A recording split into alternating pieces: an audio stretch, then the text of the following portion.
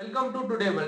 தமிழ்நாடே எதிர்பார்க்கக்கூடிய ஒரு விஷயம் என்னன்னா, தளபதி எப்பதான் மாநாடு நடத்துவாரு அப்படின்ட்டு தான். புஷி ஆனந்த் கிட்ட இது விஷயமா கேட்டப்போ அவர் என்ன சொல்றாருன்னா, நாங்க இடம்லாம் பார்த்துட்டு தான் இருக்கோம். எங்களுக்கு இடம் தான் செட் ஆகல.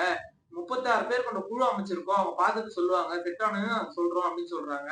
என்ன ப்ரோ தமிழ்நாட்டுல இடத்துக்கா பஞ்சம்? மாநாடு மத்த கட்சிலாம் நடத்துறாங்களே அப்படின்னு கேட்காதீங்க. தமிழ்நாடு மட்டும் இல்லாம இந்தியாவே எதிர்பார்க்கக்கூடிய ஒரு விஷயமா தளபதியோட மாநாடு இருக்கு. தளபதியோட ஆடியோ லான்ச்சுக்கு குறிப்பிட்ட சீட் தான் குடுப்பாங்க. அதுக்கே அவ்வளவு கிரவுட் வரும். மாநாடு ஓப்பன் கிரவுண்ட்ல நடக்கிறதுனால நிறைய தமிழ்நாட்டுல இருக்க மொத்த ரசிகர்களும் ஒரு இடத்துல இருந்தா அந்த இடம் என்னவாகும்? டேய் வண்டி எடுங்கடா. கிரவுட் கண்ட்ரோல் பண்ண முடியாம யாருக்கா அடிபட்டுச்சுன்னா கட்சி மாநாடே ஒழுங்கா நடத்த முடியல. இவர் எங்க கட்சி நடத்த போறாருன்னு சொல்லிட்டு நிறைய தற்கொலை பேச ஸ்டார்ட் பண்ணிடுவாங்க. அது மட்டும் இல்லாம நிறைய அரசியல் கட்சி தலைவர்கள்லாம் இதுல கலந்துக்க போறாங்க. அதனால கொஞ்சம் சேஃபா தான் ஹேண்டில் பண்ணணும். தளபதி எந்த கட்சி எதிர்த்து விமர்சனம் பண்ண போறாரு, எந்த கட்சி எதிர்க்க போறாருன்னு ஒரு கேள்விக்குறியா தான் இருக்கு. ஏன்னா ஒரு கட்சியை எதிர்த்து தான் நம்ம அரசியல் பண்ண முடியும். என்ன பிளாக் அனௌன்ஸ் பண்ண போறாரு, என்ன சின்னம் அனௌன்ஸ் பண்ண போறாரு, எந்த கொள்கை எடுக்க போறாருன்னு ஒரே பேச்சாதான் இருக்கு. அதுவே யோசனையா இருக்கு. எல்லாருமே அதுதான் வெயிட் பண்ணிட்டு இருக்காங்க.